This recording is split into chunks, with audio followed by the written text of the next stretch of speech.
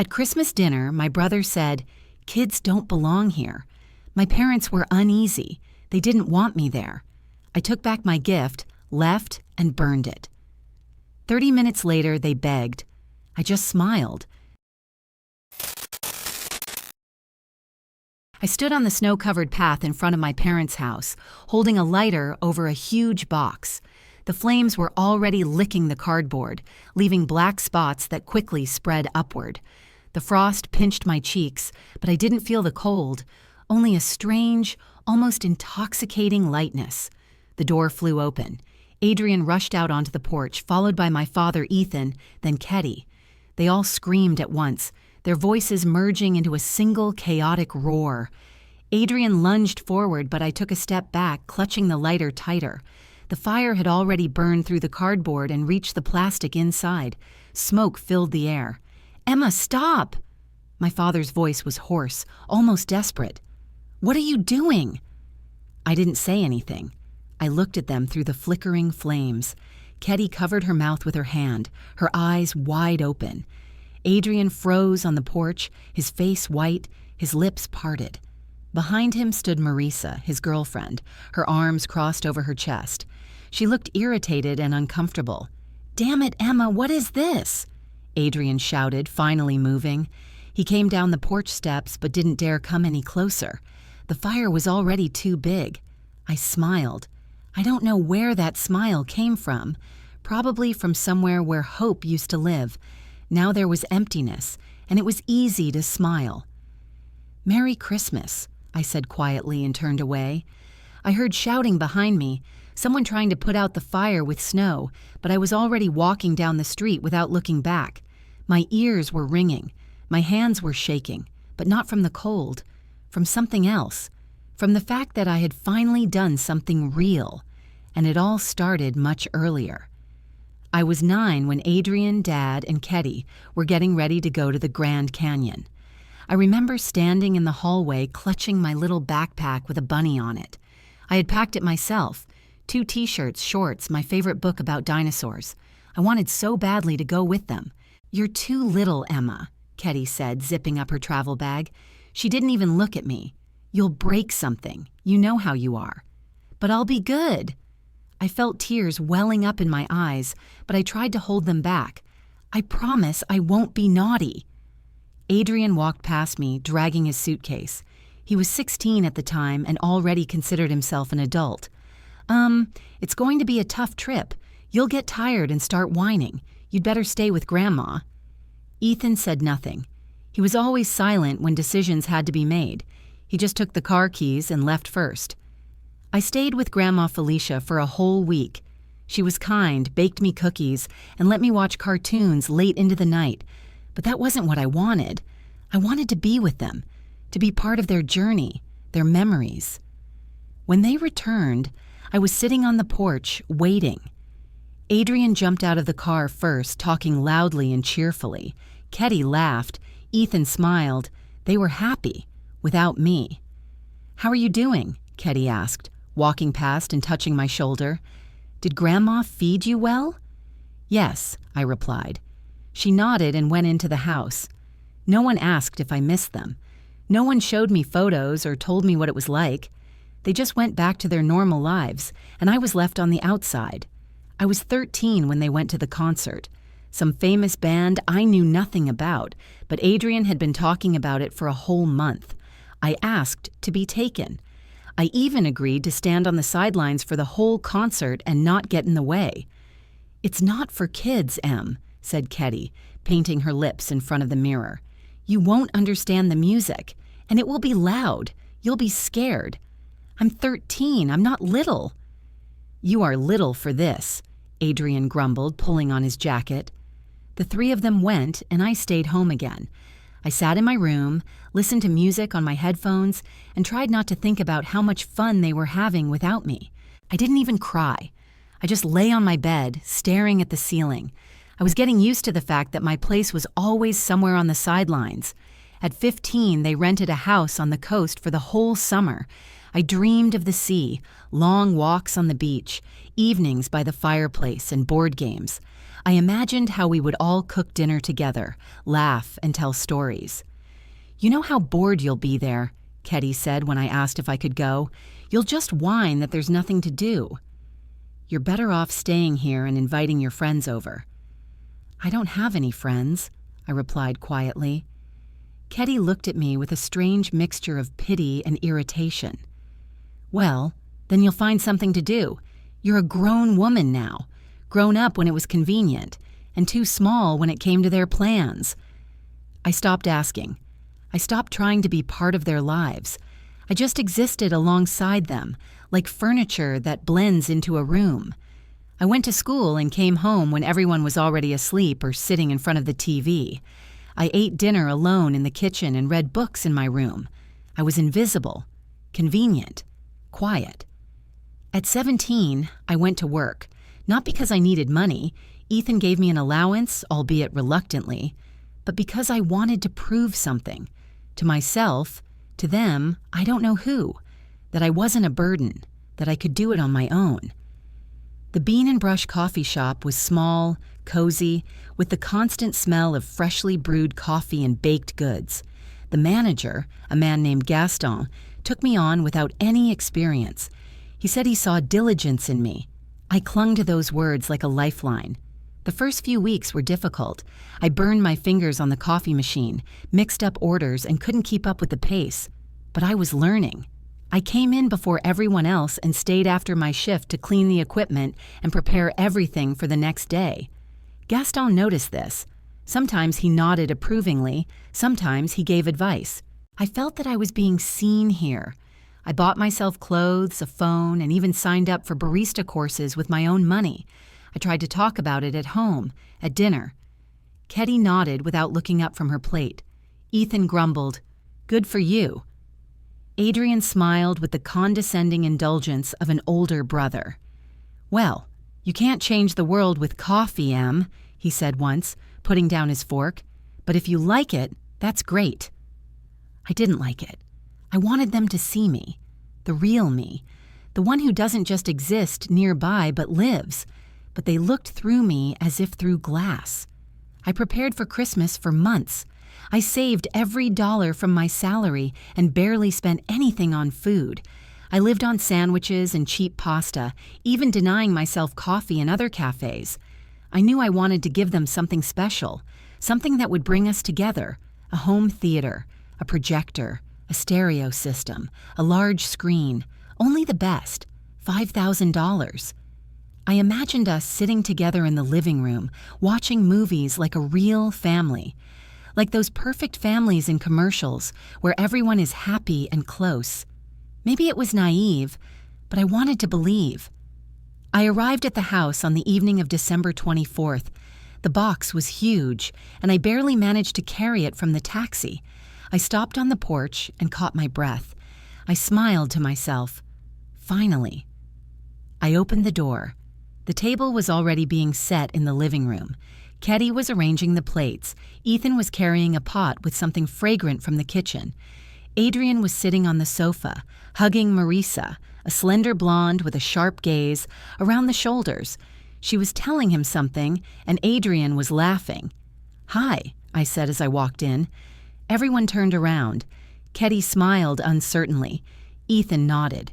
Adrian looked at the box in my hands, then at me. The smile disappeared from his face.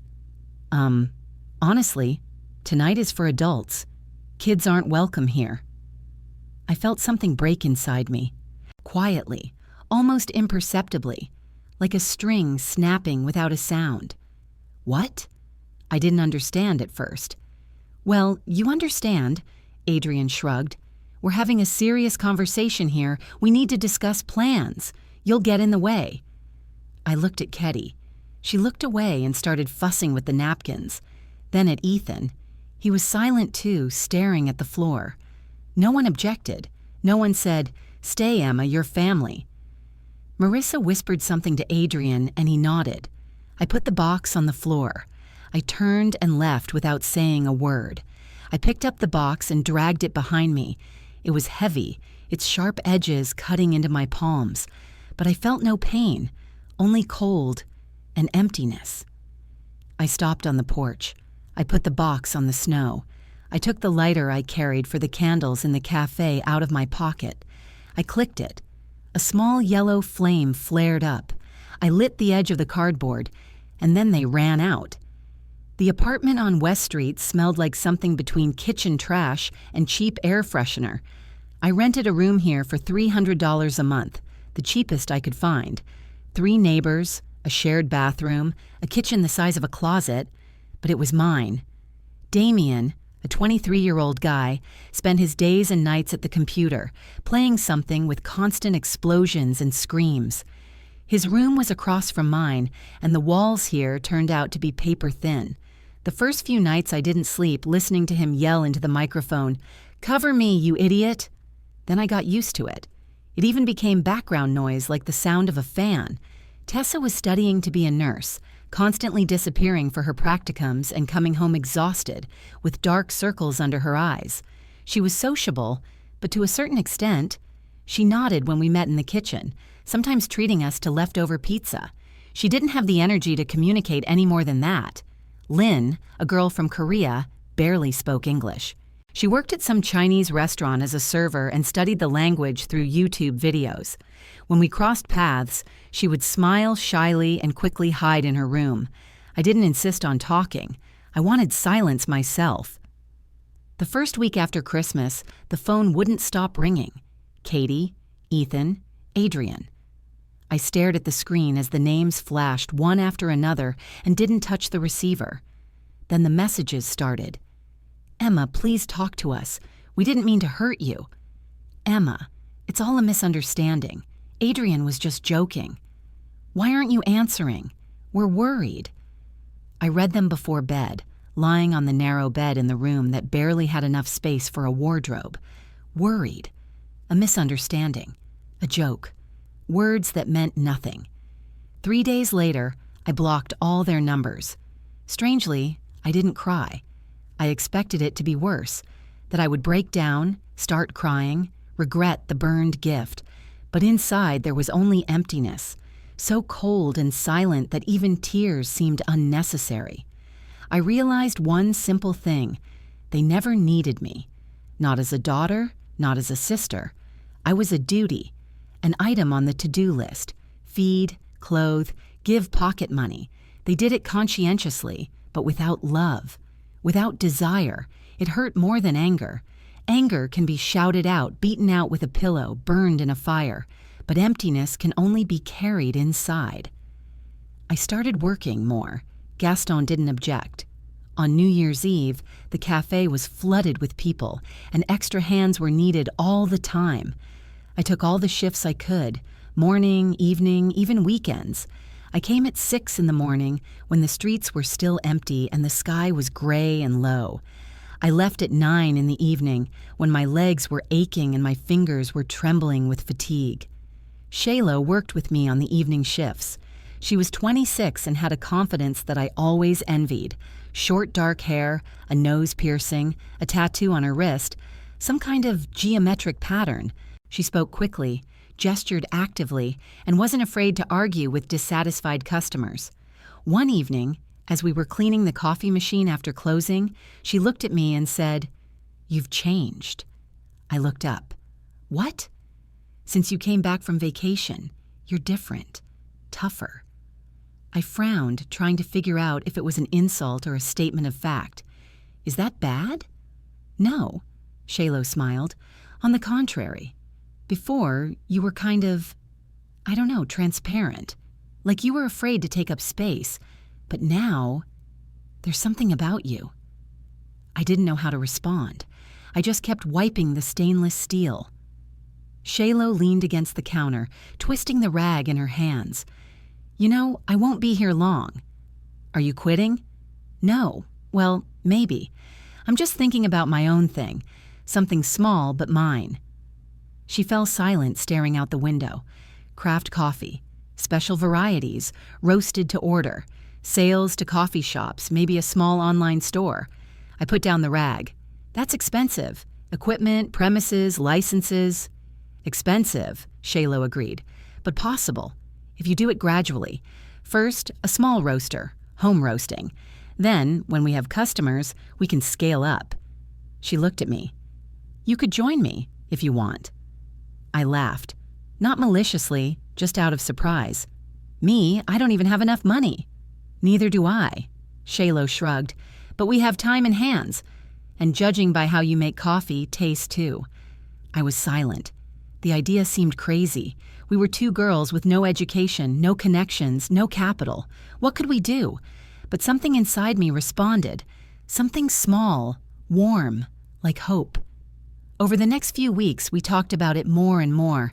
Shaylo brought printed articles about craft coffee, told us about coffee bean suppliers, and showed us videos about roasting on her phone. I listened, asked questions, and took notes in an old notebook. We started calculating. How much would we need to get started? Where could we get a roaster? How would we find customers? The numbers were big, but not impossible. If we saved money, if we both worked, if we weren't afraid, it was possible. I opened a separate bank account. I transferred everything that was left after rent and food to it. Sometimes it was $20, sometimes $100. I lived on the bare minimum: rice, eggs, bread, water. No entertainment, no movies, no trips, just work and goals. Damien once asked why I was always at home. Don't you have any friends? He was standing in the kitchen, making himself some instant noodles. Not really, I replied, pouring tea. I thought girls your age were always hanging out somewhere. Clubs, bars, all that. I'm not that kind of girl. He smiled. I can see that. You're weird in general.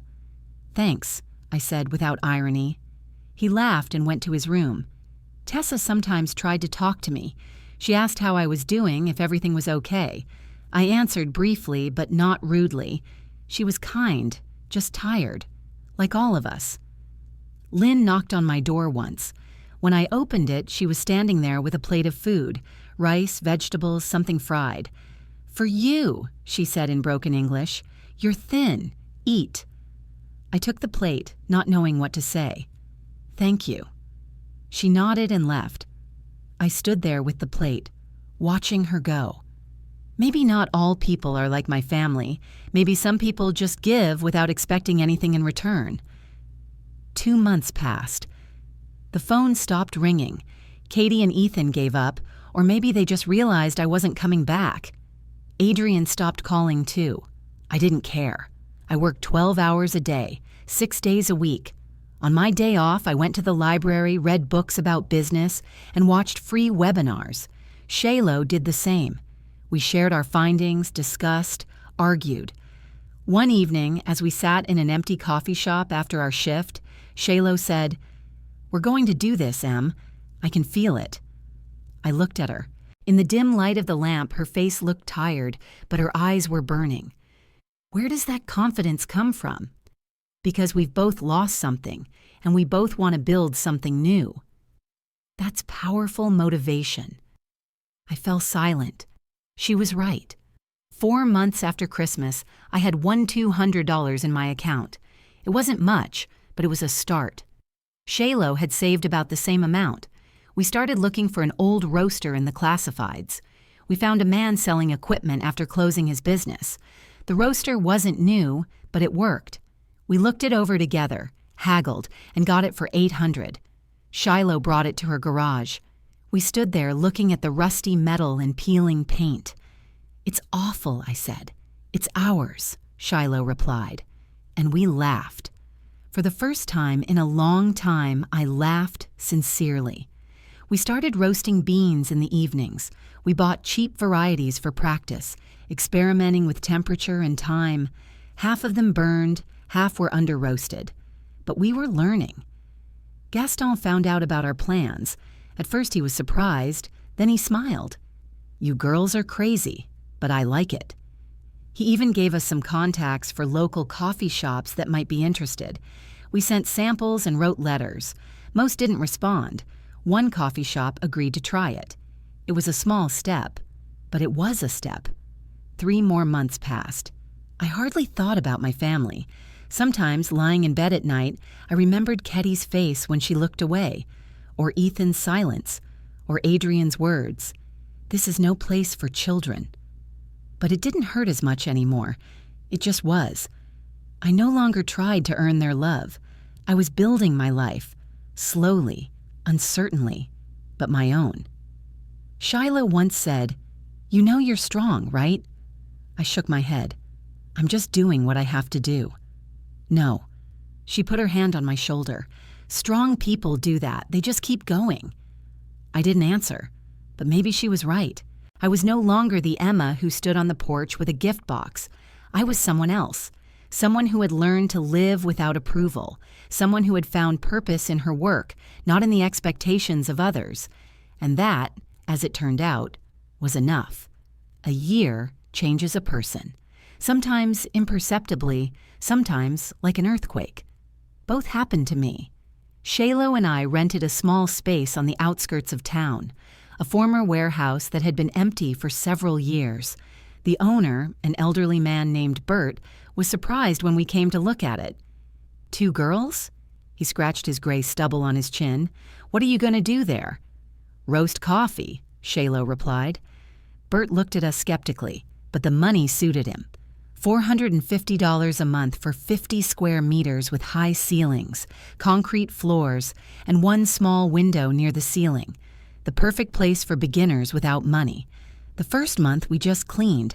Dust, cobwebs, piles of trash. Everything had to be taken out, washed, made ready for work. Shiloh mopped the floor. I scraped dried mud off the walls.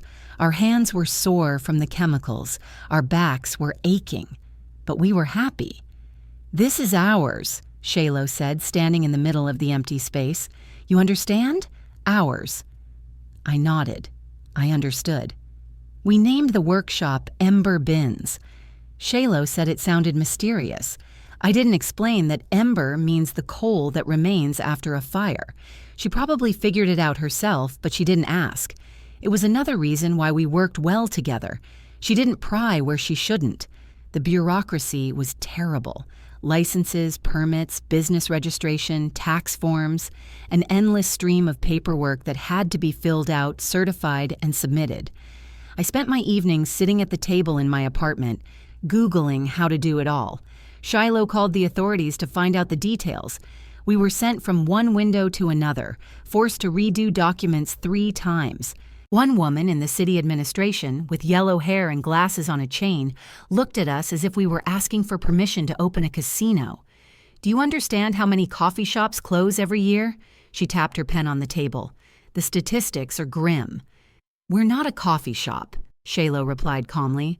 "We're producers." The woman grimaced but signed the papers. 3 months later, we finally began operating officially. The first orders were symbolic. One of the coffee shop owners, whom Gaston had given our contact information to, took 5 kilograms on a trial basis.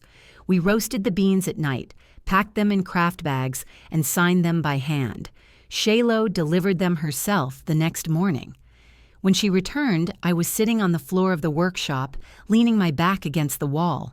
She sat down next to me. "He said he'll try it." Shiloh wiped her palms on her jeans. "If he likes it, he'll order more. And if he doesn't, then we'll look for someone else." A week later, he ordered 10 kilograms, then another 20. We could barely keep up with roasting them, but there were bad days too. Days when there were no orders. When we sat in the empty workshop, looked at the roaster, and wondered if it was all a waste of time. Shiloh always said something like, "Tomorrow will be better." I kept quiet because I didn't believe her. But for some reason, I stayed. Once we were waiting for a response from a large coffee shop in the center. They promised to call back in 2 days. 5 days passed. Shiloh was nervous, pacing around the workshop, moving bags from place to place. I sat at a makeshift table, 2 boxes with a board on top, and tried to focus on the finances. "Maybe they changed their minds," Shiloh said. "Maybe. Then we're screwed." I looked at her. "We're not screwed. We'll just keep looking." She laughed nervously. "You've become an optimist, Em." "No, a realist." They called back the next day. They took 30 kilograms a month. Shiloh and I hugged in the middle of the workshop, and I felt my breath catch with relief. One day, I suggested starting an Instagram account for Amber Beans. Shaylo didn't know much about social media. She rarely even used her phone. But she agreed. I started photographing the process. The beans before roasting, how they darken in the roaster, how we pack them into bags. I wrote short descriptions, talked about the varieties, about our journey. Nothing fancy, just honest. At first, no one read us. We had 20 followers, mostly friends. But gradually, the number grew. 30, 50, 100. People wrote, asking where to buy. We gave them the contact details of the coffee shops that bought our coffee. Some asked us to sell to them directly. We started doing that. Emma, a marketer. Who would have thought? I, who was always afraid to say something unnecessary, was now writing posts, communicating with customers, creating a brand story. Shaylo laughed as she watched me edit photos on my phone. "You're talented, Em. Seriously." I shrugged. "I'm just doing what needs to be done." But something warm appeared inside me. Pride, maybe. Or just the realization that I could do more than just make coffee behind the counter. One girl wrote to us in a direct message that our story had inspired her to start her own business. Another asked for advice on how to get started. I replied to them, sharing my experience. It was a strange feeling, to be someone people turned to for advice. 8 months after opening, we were noticed. A small local blog about food and coffee wrote an article about us. 2 girls are creating something special in an old warehouse on the outskirts. They came to us, talked to us, took pictures. Shaylo gave an interview, and I stood to the side and smiled uncertainly. The journalist, a young woman with curly hair, asked me, "Why did you decide to get into coffee?" I fell silent. I could have told her the truth, that it was a way to escape my family, to prove something to myself, but instead I replied, "Because coffee brings people together, and I wanted to be part of something like that." She wrote it down. Shaylo looked at me and nodded slightly. After the article was published, orders doubled. We hired a guy named Cole, a student who agreed to help for a small fee. He was slow but reliable. He packed coffee, helped with loading, and sometimes cleaned up. Shaylo and I could finally breathe. One day, I received a message on Instagram. It was from someone with a username I didn't recognize. I opened it. "Hi, Emma. I stumbled upon your business by accident. It's incredible. I'm so proud of you. Please write to me. Ketty." I stared at the screen. My heart was pounding in my throat. Ketty. My mom, who looked away that Christmas night. I reread the message. "I'm so proud of you." Not "I miss you." Not "I was wrong." Proud. I deleted the message. I blocked the account. But that was just the beginning. The next day, the phone rang. It was Ethan's number. I ignored it. It rang again. I ignored it again. Then a text message came. "Emma, it's Dad. We saw what you did. It's wonderful. Let's meet up and talk. Come home." I read it. I put my phone on the table and walked away. Shaylo, who was packing grain, looked at me. "Are you okay?" "Yes," I replied. "Everything's fine." She didn't believe me, but she didn't insist. That evening, another message arrived. It was from Adrian. Sorry, I got carried away back then. I didn't think you would take it so seriously. Let's forget about it. You understand that we're family." I read that message 3 times, every word separately. "I didn't think you would take it so seriously." He still didn't understand. He still thought the problem was with me, not with them. I didn't reply. They called 6 times a day for a week. Katie, Ethan, even Adrian. I didn't answer the phone. I didn't read the messages after the first few. I just ignored them. Shaylo asked me once, "Is someone bothering you?" "My family," I replied curtly. Do they know about the business?" "Yes." "And they suddenly remembered you?" I looked at her. She smiled crookedly without judgment. "Typical," she said. "I have the same story." My parents ignored me while I was working at a coffee shop, and when they found out I had opened my own, they immediately became interested. They wanted to help, of course. "Did you let them?" "No, I told them to go to hell. Not in those words, but the meaning was clear." We laughed. Not bitterly, just understandingly. "They want a piece of your success," Shaylo said. "Not you, your success." I nodded. I knew that. I understood. But for some reason, it still hurt. Not as much as before, but it hurt. I stopped answering their calls. After 2 weeks, they stopped. Either they gave up or realized it was pointless. I didn't care. I was busy. We had 8 regular customers, coffee shops that ordered coffee regularly. We were planning to expand, looking for a bigger roaster, thinking about hiring another assistant. The money became more stable. Not a lot, but enough. I moved out of my apartment on West Street. I rented a studio for myself, small but mine. No neighbors, no strange voices behind the wall. Just me, silence, and space. One late evening, I was sitting alone in the workshop. Shaylo and Cole had already left, and I stayed behind to finish packing. But instead of working, I just sat on the floor, leaning my back against the wall, holding a cup of coffee in my hands. I looked at the roaster, the bags of beans, the shelves with finished products. It was all ours. Mine.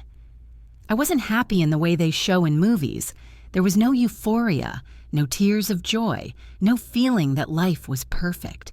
There was fatigue, constant stress, uncertainty about tomorrow. But I was free. Free from the need for approval, from the illusion that someone has to love me just because we are family, from the burden of other people's expectations. I drank my coffee in small sips, watching the light from the lamp dimly reflecting off the metal of the roaster. It wasn't the end. It was a process. Slow, difficult, with no guarantees. But it was mine. And that, as it turned out, was enough. I'll finish my coffee, pack the last few bags, and go home. Tomorrow there will be work again, new orders, new problems.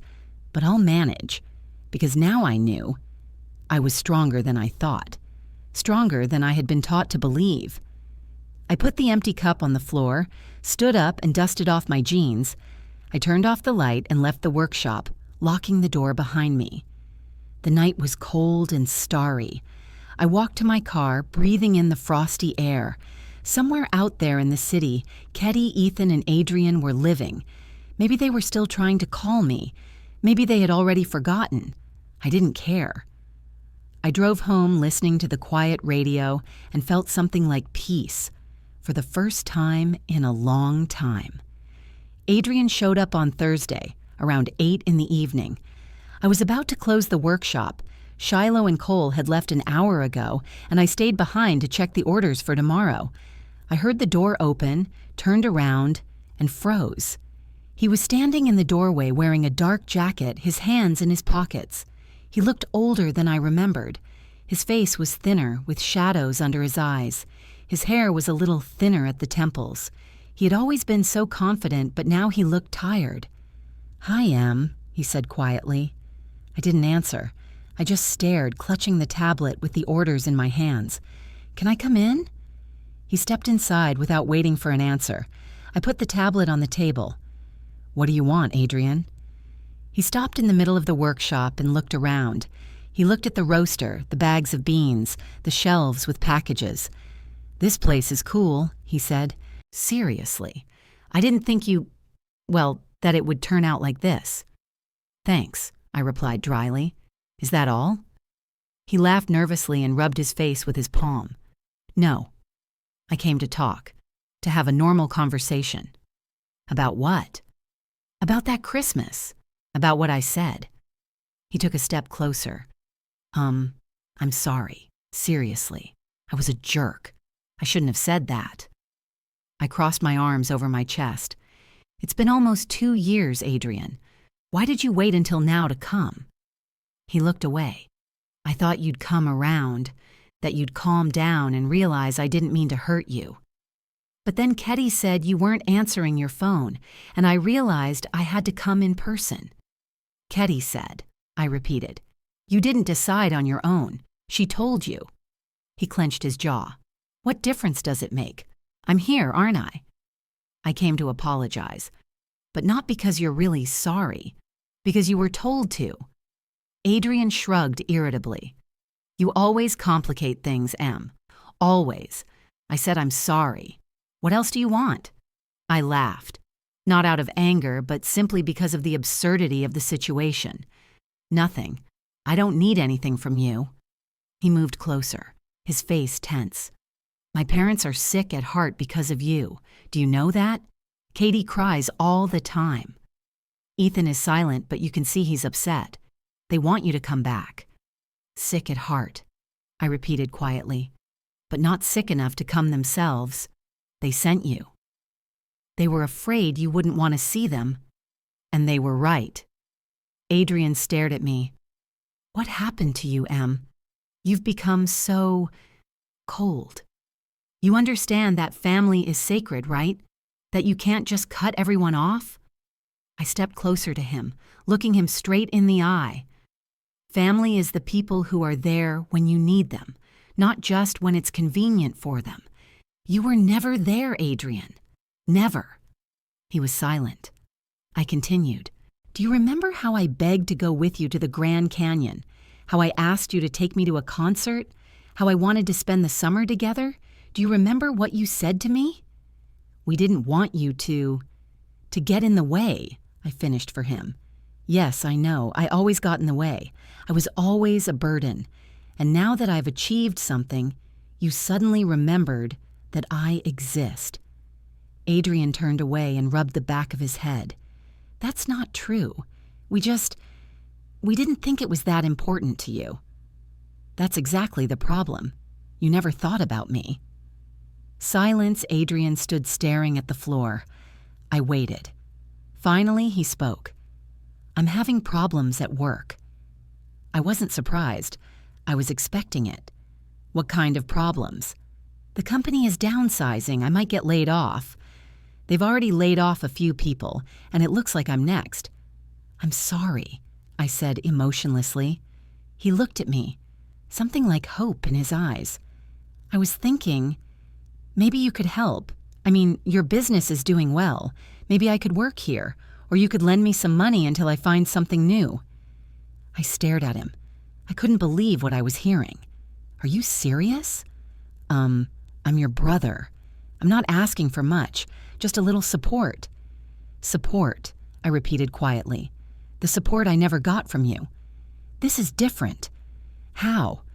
He fell silent, his jaw clenched. I took a slow breath, trying to stay calm. You didn't come here to apologize, Adrian. You came here to use me. Again, like always. When you need something, I exist. When you don't, I'm a burden. That's not true. It is, and you know it. He took a step toward me, his face red with anger. You think you're better than us now, that you opened some coffee shop and became someone important. You just make coffee, Em. It's not that incredible. His words hurt, but I didn't flinch. Maybe it's not incredible, but it's mine. I built it myself, without you. And I don't need your approval. We have nothing to talk about, I said firmly. Get out, Adrian. He stood there, breathing heavily. Then he turned abruptly and walked to the door. He stopped at the threshold and turned around. You'll regret it, Em. When you're alone, you'll regret it. Maybe, I replied calmly, but it will be my decision. He left, slamming the door behind him. I stood in the middle of the workshop, listening to his footsteps recede. Then I sat down on the floor, leaning my back against the wall. My hands were shaking, not from fear, but from tension. He didn't come for me. He came for himself, as always, and I finally saw it. Reed appeared in my life quietly, almost imperceptibly. He was one of my customers. He ordered coffee for his bakery once a week. At first, we only talked business, what varieties, how much, when to deliver. But one day he stayed a little longer. I was packing his order, and he was standing at the counter looking at the roaster. Do you do all this yourself? He asked. Not by myself. I have a partner and assistants. But yes, mostly us. Cool, he smiled. I have a small bakery, too. I know what it's like to do everything yourself. We started talking. First about work, then about other things. Rod told me that he opened the bakery 3 years ago after quitting his office job, where he was bored to death. His father called him irresponsible. His friends called him crazy, but he took the plunge. "And how is it?" I asked. "Do you regret it?" "No," he shook his head. "It's hard sometimes, but at least I'm doing what I want to do." I enjoyed talking to him. He was simple, without pretension. He didn't try to impress me or play a role. He was just himself. We started meeting after work. Nothing official, just coffee in some other cafe or a walk in the park. He told me about new recipes he was testing and about difficult customers. I shared stories from the workshop. Once he said, "You're different, Em." "In what way?" "I don't know, just calmer than most people. Like you've been through something difficult and now you're just living." I laughed quietly. "You could say that." He didn't press for details. He didn't pry. That was another reason why I felt comfortable with him. We didn't kiss. We didn't hold hands. We just spent time together, and that was enough. For the first time in many years, I felt like I could just be. No pressure. No expectations. Shaylo noticed, of course. "You see that guy from the bakery a lot," she said one day, smiling. "Well, sometimes," I tried to sound indifferent. "You like him." "Maybe," she laughed. It's okay, you know. It's okay to let someone be there for you." I knew that, but I was afraid. Afraid to trust again, to open up again, and to be left alone again. Reed didn't push. He was just there. And maybe that's what I needed. One evening, we were sitting on a bench in the park. It was late October, cold, the leaves yellow and red. Reed was holding a coffee he had bought from a stall. "Your favorite," he said, smiling. "Of course," I replied. We were silent, a comfortable silence. Then he asked, "Do you have a family, Em?" I tensed up. "Why do you ask?" "Just curious. You never mention them." I looked at the leaves under my feet. "Yes, I do, but we don't talk." "I'm sorry." "Don't be. It's better this way." He nodded and didn't ask any more questions. I was grateful. But something stirred inside me. The emptiness I felt after Adrian's visit hadn't gone away. It was there, quiet, constant. Reed filled it partially, but not completely. I didn't know if I would ever be able to trust someone completely, if I would ever feel that I wasn't alone. But maybe that was okay. Maybe life isn't about getting rid of the emptiness. It's about learning to live with it. I looked at Reed. He was staring ahead, drinking his coffee, calm and quiet. And I thought, maybe that's the kind of people we need, the ones who don't promise to fill all the voids. They just stay by your side. They came on Wednesday, around 3 in the afternoon. I was standing by the roaster, checking the temperature, when I heard the workshop door open. I turned around and froze. Ketty and Ethan were standing in the doorway. She was wearing a light jacket. He was wearing his usual dark blue windbreaker. They both looked older than I remembered, or maybe I just hadn't seen them in a long time. Shaylo, who was packing orders at the table, looked at me, then at them. She understood. "I'll be right back," she said quietly, and walked past them outside. The three of us were left alone. The silence was so thick you could hear the roaster humming. "Hi, Emma," Ketty said. Her voice was trembling. Her eyes were already red. I didn't answer. I just stared. Ethan took a step forward. "We wanted to talk. Can we?" I wiped my hands on my apron and turned off the roaster. I nodded toward the bench against the wall, the only place to sit. They sat down. I remained standing, my arms crossed over my chest. "Go ahead." Ketty began to cry. Not loudly, just tears running down her cheeks. She wiped them away with her palm. "Emma, we're so sorry. We didn't know you would take that Christmas so hard. Adrian didn't mean to hurt you. He said children didn't belong there," I interrupted. My voice was calm, emotionless. "And you didn't say anything. You agreed with him." Ethan lowered his head. "We didn't think. We just didn't think, Em. We were tired. We had a lot of things to discuss, and it seemed like it would be easier that way."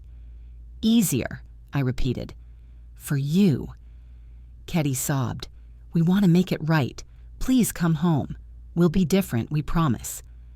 I looked at them and felt a strange emptiness. Not anger, not pain, just nothing. They sat in front of me, two strangers who were once my parents, but now, just strangers. You know, when I was little, I thought there was something wrong with me, I said quietly, that I wasn't good enough, not precious enough to go on trips with you, to be part of your plans. I tried to be better, quieter, more convenient, but it didn't work. Ketty wanted to say something, but I raised my hand. And then I realized the problem wasn't me. The problem was that it was so convenient for you to have a child who didn't get in the way, who didn't demand attention. I was a duty, not a daughter. That's not true, Ketty stood up. We loved you. Maybe, I shrugged, in your own way, but it wasn't enough, at least for me. Ethan finally looked up. His face was gray. What do you want from us, Em? Tell us. We'll do it. I smiled. Without joy, just smiled. Nothing.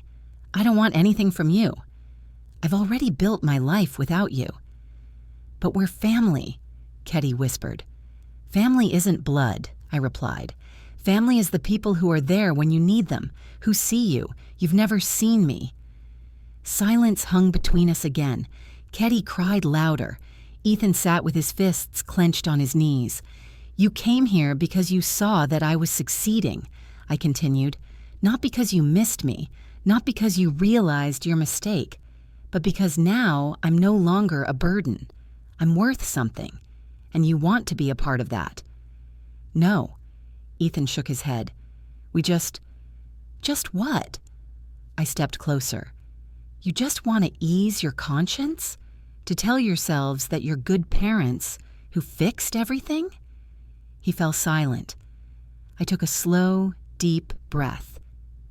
You didn't make me a burden because I was a bad daughter.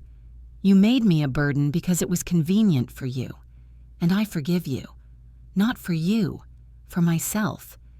Because to carry this resentment any longer would be to allow you to continue controlling my life. Kathy looked up at me, her eyes full of hope. But I'm not coming back, I said firmly.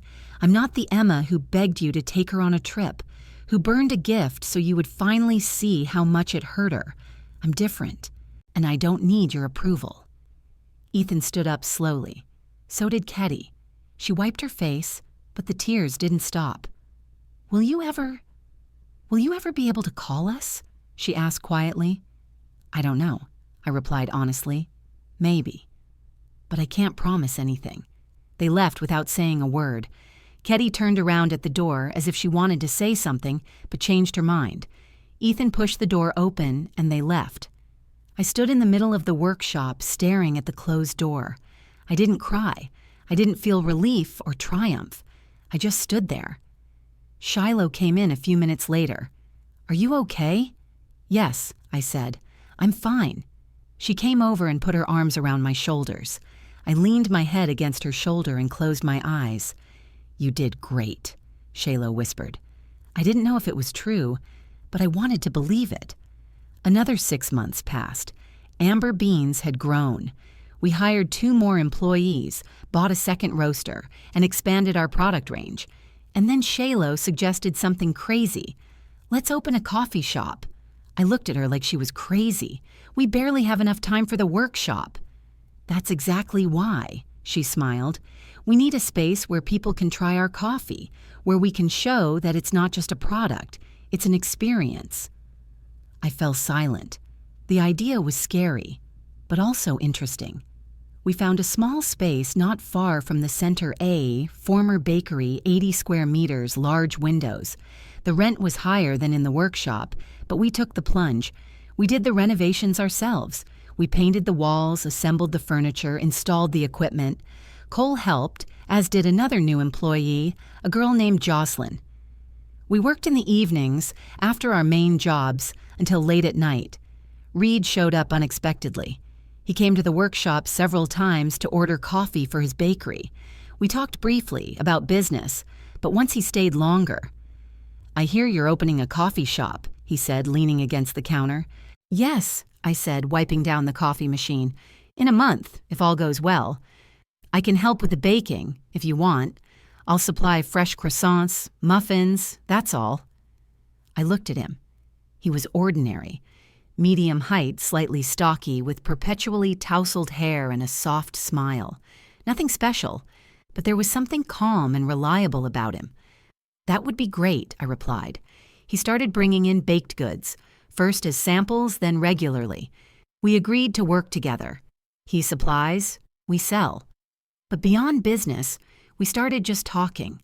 Rid talked about his bakery, about how difficult it was to get started, about his father, who didn't believe it would work out, about how he had to prove he wasn't a fool. "It's like my story," I said once. He smiled. "That's why we understand each other." We didn't kiss dramatically in the rain. We didn't confess our love on a rooftop. Just one evening, when we were sitting in an empty workshop after work, he put his hand on mine. I didn't pull it away. We sat there in silence, and that was enough. Shaylo noticed, of course. "You and Reed?" she asked with a smile. "Maybe," I replied, trying not to blush. "You're finally not a ghost anymore, Em. Finally." The coffee shop opened at the end of September. We had a small opening party. We invited regular customers, friends, local bloggers. More people came than we expected.